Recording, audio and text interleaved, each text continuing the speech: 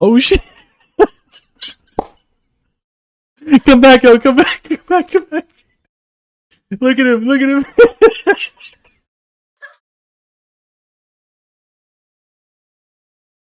Dude, this camera track. Oh my god, Dude, that's good. that camera tracking is so funny, dude. Oh my man. god. Oh That's my god. hilarious. That was so You're funny. recording that too. Oh, dude, Dude, let's leave it in. dude, I'm just roll from here, bro. That was so funny. Okay. Oh Oh my, man, that's good stuff. that was so funny. Well, hey everybody, welcome back to another episode of Coast to Coast Traders Podcast. I'm Flex and Joe. I'm Robbie. What's up, man? That was just so funny. We were, guys, we were just sort of like pre-gaming, if you will, just kind of just chit-chatting. And we had both like gotten up to make sure everything was situated and stuff. And then I seen like how the camera followed him. And oh my God, that's so funny. I can't wait to watch that back. Yeah, that's good. That's good. Oh, dude, that was so All right. good. So we're talking about fake gurus today and like social media influence and who's believable, who's not believable. Yeah. It's definitely a hot topic, man. Yeah, and I'm not gonna say who you should believe because no matter who you're looking at on the internet, you should, do your own research and think about what they're saying and if it's credible and believable and that sort of stuff too. Mm-hmm. And obviously not to follow anybody blindly, especially not notification services.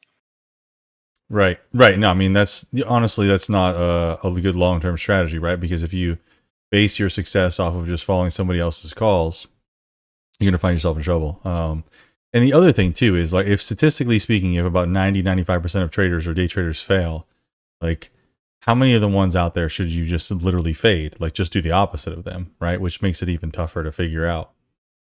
Yeah. And I wasn't intending to necessarily talk about this specifically, but I just saw a post. It may have been on Wall Street Bets, but it was this guy saying, oh, actually, no, it was on X. He said something like, man, I wish I wouldn't have followed this guy because he was saying short this and that, or he didn't explicitly say it, but like I blame him for me losing. He went short. I want to say he went short on like 3 different positions and stuff. Okay. And then he got wrecked because they rallied like big time. Oh, because of Powell, like like on whatever day, Friday. I'm not sure if it was that day specifically. Okay. I did know that I replied to somebody on X, but I don't see it in my history. But like they were intelligent enough to know about float, so it was a small cap of some kind. Oh, okay. But like, if you're just gonna go short based on somebody's article, and it's potentially risky, why didn't maybe you just hedge with some calls also, or covered calls at the very least? Because if he's shorting, right? Well, no, not covered calls, but at least buy some calls, right? Mm-hmm. So that way, if when it moons and he's got a cover, he can execute those or exercise those calls. Right. But yeah, dude, and I think he lost everything. And I don't know how much everything was, but if I remember correctly, it was pretty substantial. So like, that's sad to hear, Oh, it's always sad to hear, man, because it's like, you have high expectations, and everybody, like, I've heard just countless people talk about this, right? You go into it thinking about like, okay, well, how much can I make instead of like, how much can I lose, right? Like, you wouldn't, yeah, if you wouldn't walk into a casino, to play roulette and say, well, I'm going to play this 3 times. I got $6 grand. I'm going 2K, 2K, 2K, right? And if you wouldn't do that, like you're just more or less doing that when you take these positions in the market, right? Like you have to think about it logically. Think about like, what can I lose? What am I potentially going to lose? So yeah, I found it. I just sent you the link on X. Oh, okay. I gotta follow this guy, Gavin. He seems to be having some good stuff. What's funny is when I read it, I always say Guru Gavin, but there's no Ru. Yeah. Let me put it up so everybody can see. Yeah. I lost all my money because of Edwin Dorsey's report. And I mean, dude, personal responsibility, man. If you are going to play the victim card, I don't think you're going to get ahead in life. And nobody made him push the trade button. Nobody told him to short specifically. Nobody made him push the button and all that stuff. And he's effectively blaming this guy for him agreeing with what he said and then choosing to execute on it. Yeah, so reading this is why he got wiped out. So he didn't do like I was saying where he put all his money on 3 bets, but he put 10% of his account on these and they're short and he was short and so he got squeezed. Yeah. And he had to cover Cooper, buyback. Yeah. UFG, and I don't know these names, but there's those 3 different ones. Damn. So 10% of his account on each, so 30% total, I think. Maybe, but either way, it was devastating. Yeah. So yeah, that's messed up, man.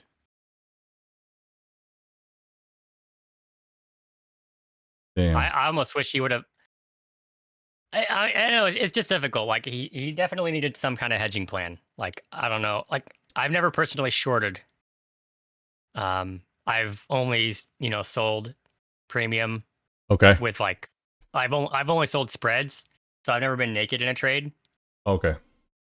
So there's always some form of protection against whatever I'm trading, whatever my strategy is. It's always some kind of protection. So yeah, I don't know, man. This is one of the situations where it's like, yeah, unfortunately that guy's thesis was wrong for whatever reason, but you took it upon yourself to act on it, and you literally have nobody to blame but yourself. Yeah. No, for real. And that's the truth is like that. Even like, yes, I blame his reports for pushing me into the trades. Like, dude, that's you didn't get pushed, bro. Like you didn't get pushed. Nobody told you to put 10% in those positions. It sounds like, I'm not stupid. I know this position can blow up, but the reality is no one can fight this type of manipulation. Okay, so like there's no ownership in that sentence, right? You're not saying exactly. I own what happened. Oh, no one can fight this manipulation. Then after reading almost everything on Reddit, I found this isn't the first time. Okay, so that tells me you haven't done backtesting. You haven't put in the proper work for this, right? To understand what could happen and what your real risk is. Like, had this shit gone absolutely crazy and he got not liquidated, like he could have owed the broker money. That's for sure. That's a possibility. And he has three scapegoats. He does say, but I also blame myself. But he blames the report. He blames the system, and he blames manipulation. Did I miss something? And market manipulation. Yeah. So it's not 25% your fault, buddy. It's 100% your fault. Right. Yeah, because whatever. That's what he went into, man. He had to know that going into it. I've only ever shorted other outside of shorting futures. I've only ever shorted one stock, and it was Meta. Okay. Of all stocks. Oh, interesting. Yeah, it worked out actually. Nice. But I was just kind of like, I remember like watching it, like this feels weird. I remember just being like, this feels weird. Is it really gonna I'm betting on it to go down? It was very early on for me, post AMC, but early on, and before I was in House of Sex. So was that? Did you even consider just buying puts rather than shorting? Didn't know about puts. Didn't know about options. You didn't know about options. Oh, nah, I was like still trying to like learn on them and was like really, really green. And I had a friend who had played a lot of like calls, GME, AMC, just like other types of plays, and he was trying to tell me to stay away from options. So I was just like, all right, well, if I can't play options, I'll just play short, and it worked. Okay, yeah. So fortunately, yeah, I think I covered for like $5 a share, so not bad. Yeah, cool. What was the price back then? I remember it being like 306 or something like that. So I think I did like most of the covering as it approached like 300, because I remember being like, 300 seems like a good place it'll bounce. There was, I'm not saying it was the most intelligent thing I've ever done, but I'm just saying it worked. Yeah, good. Yeah. So fake gurus. Yes, bro. Go ahead, lead the way. Fake gurus. So like, if we're talking about fake gurus, right? Like, what does it take for somebody, in your opinion, for somebody to, if they're saying they're a guru, right? They're calling out trades, right? They're saying like, come follow me, join my room, do this, do that, whatever. Like, at what point do you say, okay, this person's legit? I like to base it on if they're just giving calls and only flexing the gains versus like also people that maybe show some gains, but also lean on education, which was the main reason I joined the House of Stacks. Okay, so like, so we kind of, if we were putting together a checklist, you want to see gains, you want to see EDU, you want to see like honest losses, probably.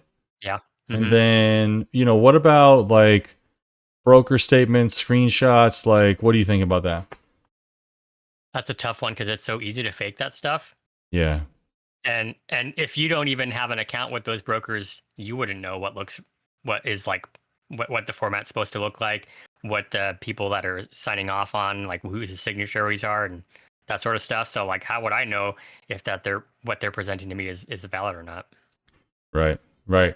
That's a good point. That's a good point. And so like that's where like I think a lot of the gurus and a lot of people we see online get hung up because some of them are trying to say, I don't know if you guys could hear that horn, but that's the same kid who drives by honking his horn every time. Um, but some of these people try to say like, here, like, look at my brokerage statement, like I am honestly legit. And then Yeah. then there are people who like dissect those brokerage statements and are like, yo, this doesn't line up, right? And then Yeah. that person is like, I'm legitimate, And then I've literally watched people, like I've watched videos of people where they are live and they're like, here, I'm gonna like sign it in my brokerage or whatever. They get the 6-digit code, they type the 6-digit code in or whatever, like if you do Thinkorswim. And then Hmm. they're like, okay, like let's look at my yearly P&L. And they're like, boom, it's this, whatever. And so you see it's not, it's not paper trading. You see them live log in, what their year-to-date performance is. And like, I don't think it gets more real than that. Like, I think that would be incredibly hard to fake to watch them navigate through Thinkorswim and then go to the monitor tab and go to like, you know what I mean? It's definitely doable. But you would need help. Yeah. Are you Yeah. familiar with those scammer payback type of YouTube videos? The N- guys that basically hack Indian call centers, the ones that are scamming Americans. So they like hack the scammers? No. But this sounds Yeah, great. I'm intrigued. and they deliberately waste their time. And so there's this one guy, I think his name is Kit something, but what he does, he's got a fake Bank of America website. So Okay. when they're trying to, so when he's letting them scam him, he's using a voice changer to try to sound like an old lady. Mm-hmm. And then he logs into his Bank of America account. It's got boatloads of money. So it's obviously keeping these guys on the hook. And he's just like wasting as much of their time as possible. Meanwhile, he's using that time of them being distracted looking at his financial information to download files off of their computers and like get information about who he's talking with, like their personal photos, their identifications, whatever he's got. Wow. So it is possible you could have a fake Ninja Trader or Trade Zero or whatever website potentially if you knew what it looked like enough, and then you could sort of fake that stuff. But it's not the everyday Joe's not going to do that, but it would be possible, and it probably wouldn't be too expensive either. So it's hard to say. So now that I've tainted the conversation a little bit, I don't know who you can trust, right? I don't know, bro. Like I really don't. I really feel like now I don't know who to trust. Yeah, Because yeah, or for example, like I wasn't prepared or wasn't even thinking about like talking about him, but like you're familiar with Jay Dunn Trades, the guy. yeah. Well, Okay. that was the first person I thought about actually because he gave Danny Trades his bank statement.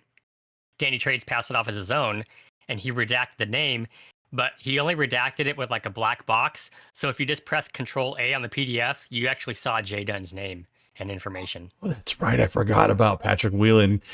Getting these two caught. Yep. Yeah. Yep. That's Hmm. right. That's right. That's right. Well, I was thinking about. I mean, I know that guy. That guy's got a bunch of businesses and stuff like that. But like, I mean, you're not buying an $800,000 Lambo on your own. But how much of that money is from the trading courses? And that's what it looks like. That's where the majority of that comes from, right? Because Hmm. he shared screenshots. So like, there's two sides to it. He shared screenshots of like, I think it was like the Swipe, some sort of app, whatever that was like showing like lifetime payments and kind of like the spiking like Mm. up downs of like what they were per month in terms of like thousands of dollars, and like then it had like a total at the end of like something like 15 or 18 million. Like it was wild. It was a big number Yeah. for Team Bull. So obviously he's not keeping all that. He's got people who work for him and this, that, and the third. But like that's a lot of money. And then Yeah. Right. but he did do a live login. I remember seeing that. I remember I've seen him like a few times do it. Like, hey, I'm on Thinkorswim mobile. Here's my year to date. Here's my Hey, I'm on login, blah, blah, blah. Here's my year to date. Like, I mean, it is what it is, but I also feel like it's somewhat realistic because there's a lot of times where this guy's talking about, I made $500 today. I'm just going to call it a day. It's not my best, right? Like, I made $3,000 today. It's whatever. But then there's other guys that are like, it's freaking crazy. They're calling out 1,000% bangers, and it's like, I don't know, you know. Yeah, right. And a lot of people catch flack for it, right? Like Tori trades. Yep. You know, she's caught a lot of flack for it. People hate her because she supposedly just only trades the trend line. And I've never joined her room, don't know anything about her strategy other than literally just drawing trend lines. So I've never heard her articulate price action specifically, but she's also kind of been getting a little weird on X recently too. I'm not going to go into that, but like there's just been other stuff going on too. So it's making other people doubt her credibility in other ways. Right. I think that's the problem is a lot of people, it's easy to doubt though. It's like so easy to doubt. And like with trading, it's super easy to doubt people because like it's so hard to do it. So if you're having such a hard time trying to learn trading and be a trader, then when you see somebody is like uber successful, you're like, nah, they're a fraud. Nah, they're fake. They're just, but the downside to it too is like every one of those people who gets accused of being a fraud, they all sell a course. They're all selling a course. Yeah, that's true. Right. And like on the one hand, if you're a successful trader and you have knowledge that other people want, you know, like why wouldn't you Sure. pivot that into a secondary income? And then because I think we all would agree with saying that we would like passive income. yeah, And if you develop that strategy that you can market to people and have them buy, whether it's, one time for life or a few bucks a month or whatever, yeah, like why wouldn't you?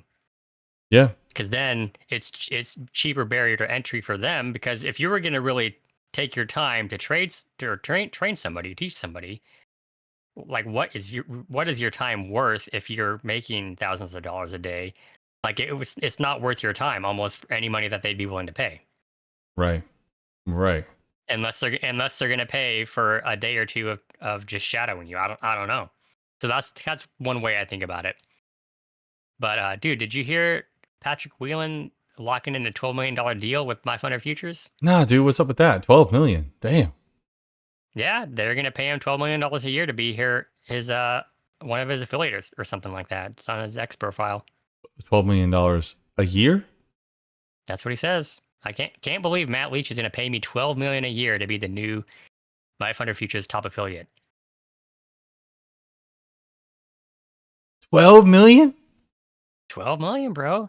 Well, I mean, dude, he's got thousands of people watching him live, and those guys are going crazy on the affiliates. Bro, how many followers does Patrick Whelan have now, dude? Well, on X, he's got 46K, not very many, but on YouTube, he garners a pretty solid daily viewing. Huh. Yeah. Only prop firms. 415,000 subs on YouTube. Holy shit, dude. That's a lot. Yeah. That's a lot. Oh my gosh. And so, like, if you look at his videos, he's getting 30K views on his live streams. That's what I was just about to look up. So he's getting about 30,000 views. Yeah. Damn, dude. So, I mean, dude, even if it's a small percentage of those people that are buying, like, on repeat, because they're undisciplined and they're just slamming that reset fee, or just buying whatever, that's going to add up fast. Holy smokes, dude.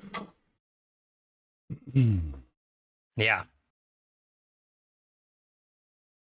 Damn. But we actually weren't intending to talk about Patrick Whelan at all. No, we weren't. We just felt like a natural, like, oh, also this, That's a lot of money. That's a lot of money. Yeah. Do you want to let's hop into like the actual trigger for this conversation is let me get the tab up here.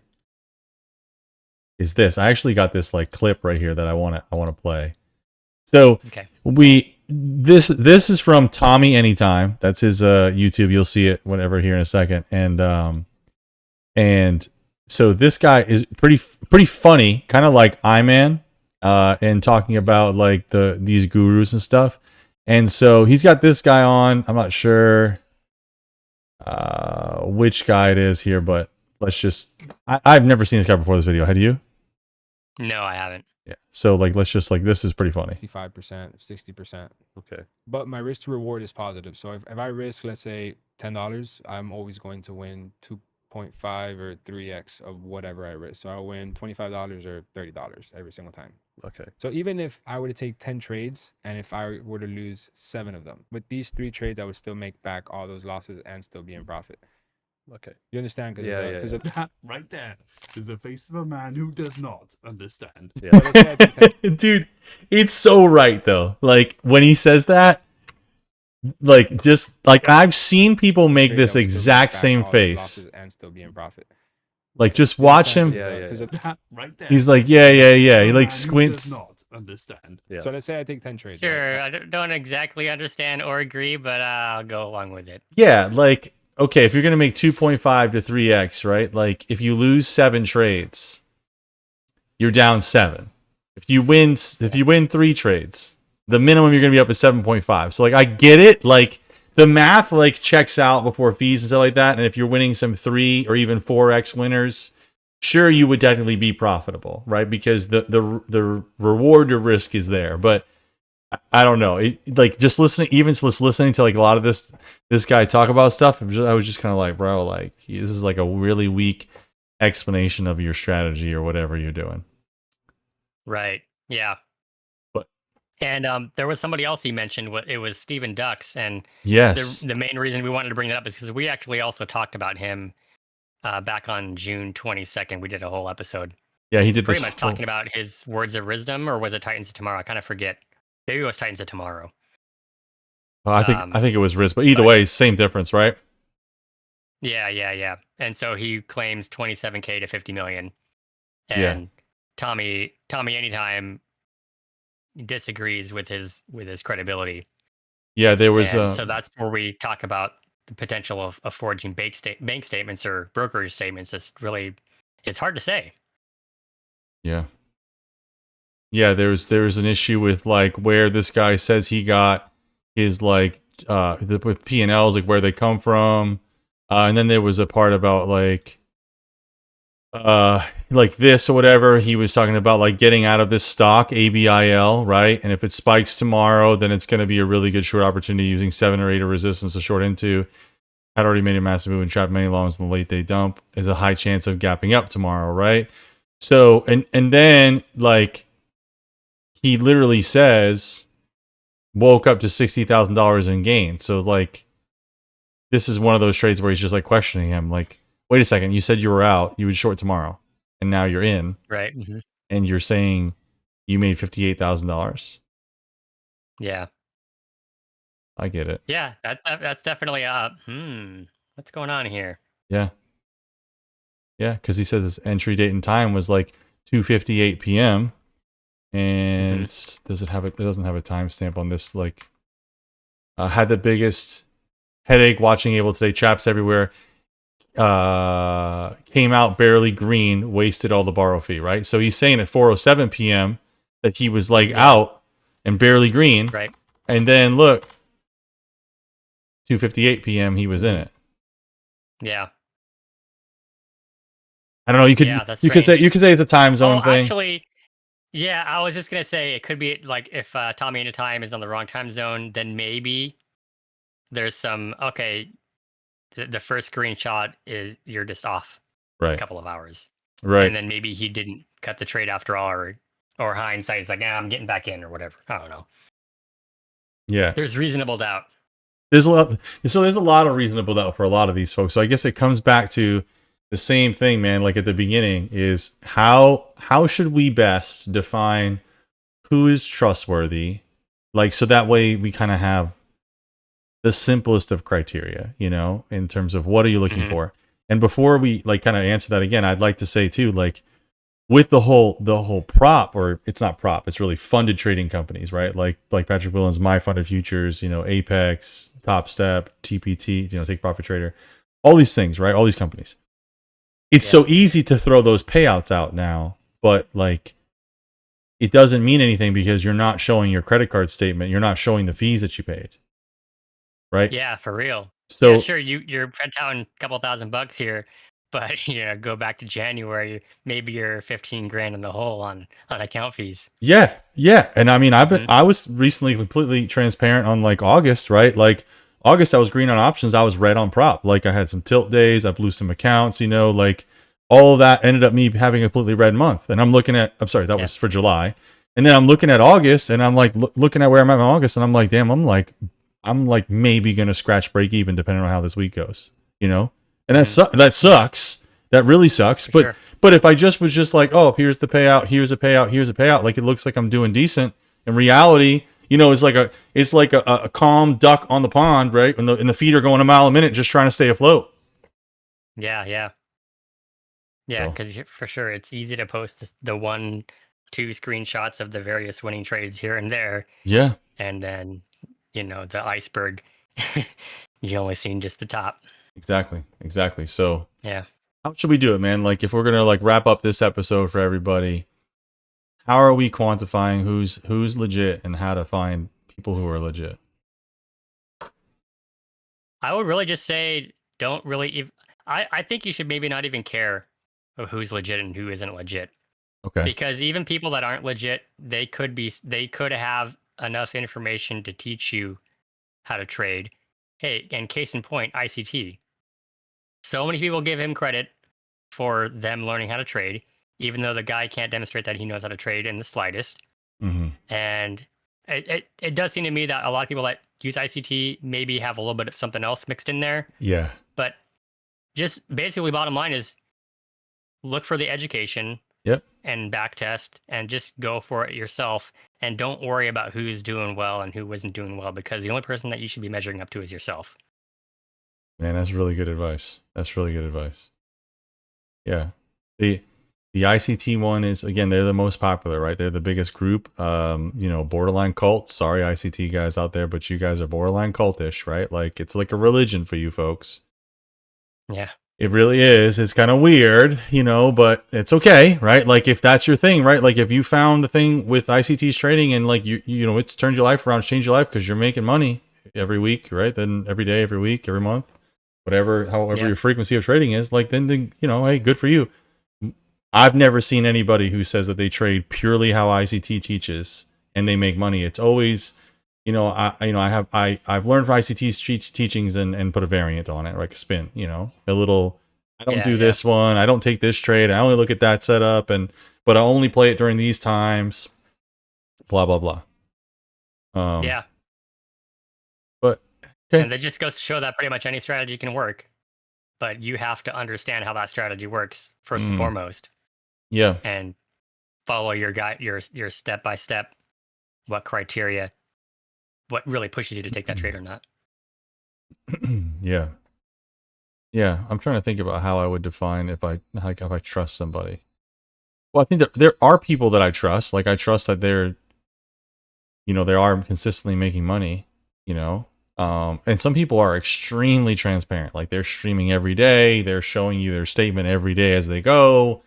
Like they're all of that. And I think that helps, right? Like when you're literally watching somebody's brokerage account and you're like, okay, yesterday he was at $133,412 and today he's at $135,417 and he made that difference today. Like you know what I mean? Like how much more transparent does it get, right? But it's really interesting that like I wanted to just bring him up to like wrap this up is Peter Brandt.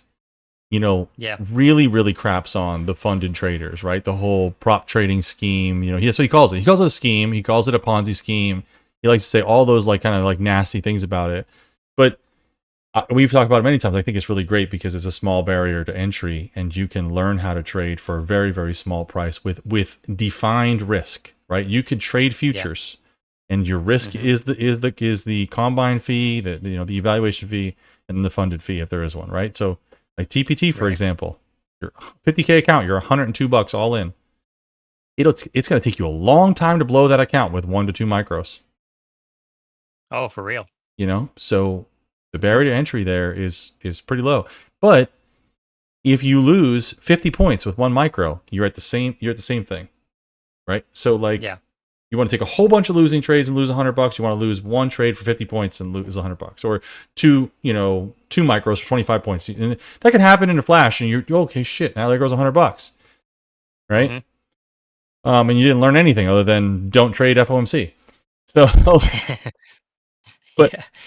but like Peter Brandt will talk about like, oh, I want to see tax statements, I want to see brokerage statements, I want to see credit card statements, I want to see all this stuff to prove that you've actually made more money than you spent on the funded trading scheme. And then in the next breath, he'll tell you a reputable trader, a real trader, will never show you their brokerage statement. Anybody trying to flaunt a brokerage statement is a fraud. And it's just like, so how am I supposed to prove to you, Peter, that I'm actually making money by trading through a funded trading account? Like, because you're telling me if I flaunt my brokerage statement, or if I flaunt my P&L, my credit card statement, all that stuff, I'm a fraud. Yeah. But then if I tell you I'm making money on this, you're like, oh, prove it. How else can I prove it? Like, do you want me to go to the bank and withdraw the cash? Like, what am I supposed to do? You know? Well, I mean, look at his most recent repost. Actually, I sent you the wrong thing. So he just reposted this. Okay. I'm gonna put it up on the screen. How do I go back to that? I don't know. I got to search for him again. But he just posted. He said, "I really wish I could trust this site." And he was specifically mentioning prop. Okay, here we go. Oh, Tori trades coming in right away. I totally want to trust this site as part of the process. Here we go. All right, there's the one. You can put it up on the screen. I totally want to trust the site as part of the process to drain the sim screenshot prop scammer world. I am familiar totally with Fun Cedar and can verify its legitimacy. Not sure of the other sources, but want to find out more. Let's clean the rats off social media. Not sure I love the idea of verifying sim accounts. Like, dude, what? I don't know, man. Yeah, so I don't know, because it just goes back to like what you were saying. Okay, which okay. Joe, I am so green of take profit trader, but I have a freaking graveyard of Apex trades or whatever, right? Yeah. So it's like, yeah, I think this could be gamed just as easily. Yeah, and like, dude, it is what it is, right? Like, look at Patrick Willen, for example. Like, as going back to him, right, is now like the guru's guru, you know, and he is who he is. He is an incredible personality online. He's making big money off that personality. Clearly, the $12 million deal. I didn't know that till today. That's all off that personality. But he literally says, "I didn't take it seriously. I blew thousands of accounts. Blah blah blah blah blah." Right?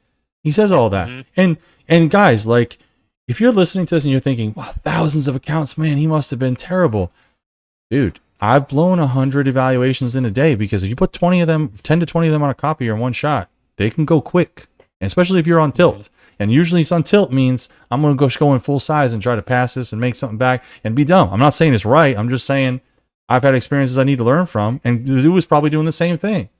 You watch it, probably string together 5+ accounts at a time. You blow 50 accounts in a day. It's not hard. Right? So, now look at him when he's holding accounts. I mean, he's literally posting, logging in and showing you his Tradeify P&Ls, right? Like Green Day, Big, all these Green Days in a row. Like, he's obviously doing something right. And Tradeify is also like posting their leaderboard and his name's on it, right? So, and he was once upon a time on the Top Step leaderboard, and then they, of course, like, now they booted him off and they don't want nothing to do with him. There's a beef there between the two of them, which I'm on Patrick's side there. I don't even know what the story is. I'm just gonna take Patrick's side. Yeah. Versus Top Step, but. Yeah, I think, shoot, dude. I feel like in a way we didn't, you had the best answer. You had the best answer of how people should trust and go about being online. You do you. Yeah. You do you. And if you want to pay to follow somebody, it should be for the education to learn, right? Learn how to fish on your own. That's why we're in the house of stacks, bro. I mean, I don't know where I'd be in terms of my trading if I wasn't in the house of stacks. Yeah. All right. Well, good talk, buddy. Yeah, dude. We'll catch y'all in the next one. Thanks for tuning in, and appreciate everybody for joining the live stream last week too. Hell yeah, dude. Hell yeah, bro. Real quick, look at this freaking dog right now, bro. Just belly up. We bored him half to death. Yeah. All right. Oh, wait. We got a funny dude. Oh man, it's probably late. I don't know how many people are gonna be here to answer this, but Goog or Google, right? So when you chart or Oh, yeah. trade, do you trade Goog without the L or Goog with the L? I call that one Google, right? So Goog Yeah. or Google. Let us know in the comments below.